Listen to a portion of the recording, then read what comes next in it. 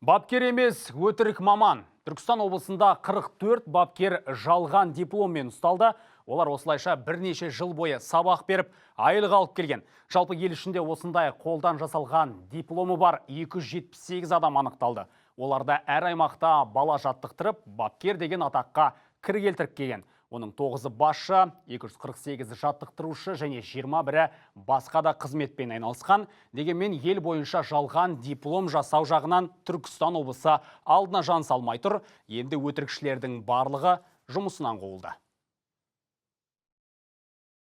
Мысалы, Астана қаласында Олимпиадалық резервтің балалар жасөспірімдер спорт мектебінің басшыларының бірі жоғары білім туралы жалған дипломмен жұмыс істеген. Оның оқу барысында басқа спорт ұйымдарында нұсқаушы қызметін атқарғаны анықталды.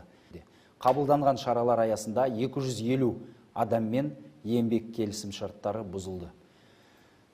Қалғандары бойынша жұмыстан босату мәселесі тергеу нәтижелері бойынша шешіледі.